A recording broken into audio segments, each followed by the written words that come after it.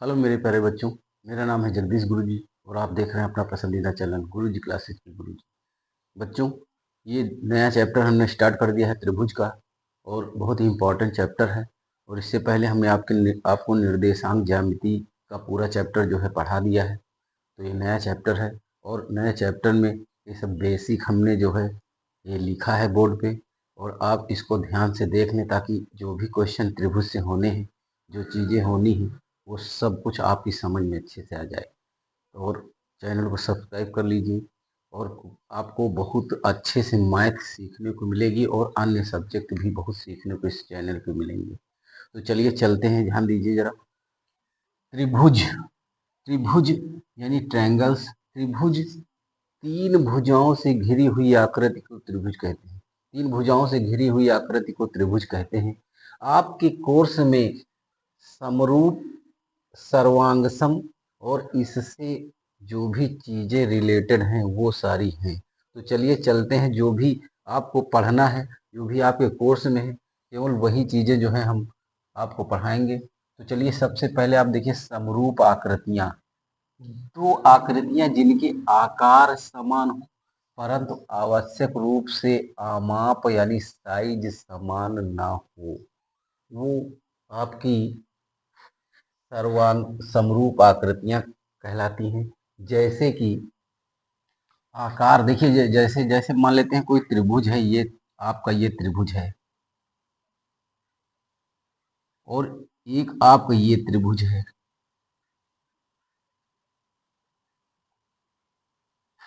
ये त्रिभुज आपका ABC है और ये त्रिभुज आपका PQR है। PQR है। तो आप यहाँ देखिए जरा, ये जो त्रिभुज है ये बड़ा है और ये त्रिभुज छोटा है, यानी कि साइज में इन दोनों त्रिभुजों में अंतर है, लेकिन आकार क्या है इनका, समान है। तो आकार समान हो और साइज समान ना हो, साइज अगर समान नहीं होगा, आमाप साइज समान नहीं होगा, तो भी आकृतियां समरूप आकृतियां कहलाएंगी। यही ये बात है, आप समझ लीजिए। तो ये दो ऐसी आकृतियां जिनका जो है, जिनके आकार समान हो, आकार समान हो परंतु आमाप जो है समान ना हो, तो ये समरूप आकृतियां हो गई। यहाँ देखिए साइज समान नहीं है और इनका आकार समान है, यानी ये भी त्रिभुज है और ये भी त्रिभुज है। तो ये समरूप आकृतियां आपको समझ में अच्छे से आ गई होंगी। अब आप देखिए सर्वांग सम आकृतियां। दो आकृतियां जिनके आकार आमाप समान हो, दो जिनके आकार भी समान हो और आमाप भी समान हो, वो आकृतियां आपकी जो है सर्वांग सम आकृतियां कहलाती है। जैसे कि देखिए जरा यहाँ पे, जैसे यहाँ पे आप क्या करेंगे, देखिए इसी साइज का हमने जो है आपका त्रिभुज बना दिया है। ये थोड़ा छोटा हो गया है, लेकिन अब आपको जो है यहाँ PQR रख देते हैं। ये आपका मान लिया 4 है और ये है 3 और ये है 2। ये भी आप 4 और ये 2 और ये 3। अब बराबर यानी इनका आकार भी समान होना चाहिए और इनका आमाप भी समान होना चाहिए, तब जाके ये सर्वांगसम आकृतियां कहलाएंगी। यानी साइज भी समान हो और आकार भी समान हो, तब सर्वांगसम आकृतियां कहलाएंगी। अब चलते हैं, देखिए जरा यहाँ पे ये इंपॉर्टेंट क्वेश्चन है और हाई स्कूल में ज्यादातर पूछा जाता है। सभी सर्वांगसम आकृतियां समरूप होती हैं, ये आपको याद रखना है। जो भी आकृतियां सर्वांगसम है वो सारी आकृतियां समरूप होती हैं।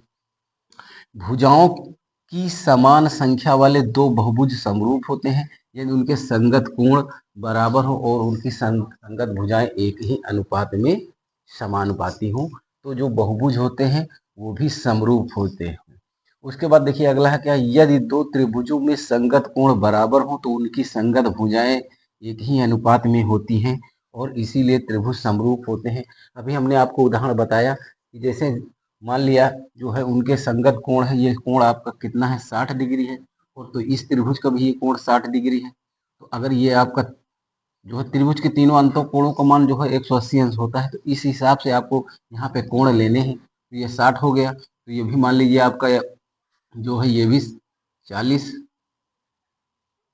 ये 40 हो गया, तो 6 4 10 और ये भी 80 अंश हो जाएगा। तो 180 अंश जो है टोटल तीनों कोणों का मान होना चाहिए। तो ये 60 है, तो ये 40 है, और फिर ये 80 आपका है। तो इस तरह से जो है ये टोटल ये कोण जो है आपके अगर समान है तो फिर आपके वो त्रिभुज जो है क्या हो जाएंगे, वो आपके समरूप हो जाएंगे। उसके बाद देखिए, दो त्रिभुजों में संगत कोण बराबर हो तो उनकी संगत भुजाएं एक ही अनुपात में होती हैं, इसलिए त्रिभुज समरूप कहलाते हैं। यदि दो त्रिभुजों में एक त्रिभुज के दो कोण क्रमशः त्रिभुज के कोणों के बराबर हो तो दोनों त्रिभुज समरूप कहलाते हैं। यदि त्रिभुज के दो कोण, अगर त्रिभुज के दो कोण भी जो है आपके समान है तो भी वो त्रिभुज आपके समरूप कहलाते हैं। और आप जानते हैं कि एक समकोण त्रिभुज में कर्ण का वर्ग शेष दो भुजाओं के वर्गों के योग के बराबर होता है। तो कर्ण का आपका पता ही जो है पाइथागोरस प्रमेय होती क्या है? पाइथागोरस प्रमेय बोलते हैं इसको। और ये पाइथागोरस प्रमेय आप 9th से पढ़ते चले आ रहे हैं। तो होती क्या है? कर्ण का स्क्वायर बराबर आधार का स्क्वायर प्लस लंब का स्क्वायर, आधार का स्क्वायर प्लस लंब का स्क्वायर। तो ये आपका जो है इम्पोर्टेंट चीजें थी, बेसिक चीजें थी त्रिभुज की। नया चैप्टर स्टार्ट किया है इसलिए बेसिक चीजें हैं, और ये सारी चीजें आप जो है देख लीजिए और चैनल को सब्सक्राइब कर लीजिए, क्योंकि आपको बहुत अच्छे से सीखने को मिलने वाला है। और इस चैनल पे बहुत ही अच्छी मैथ सीखने को मिलेगी। चैनल को सब्सक्राइब करिए।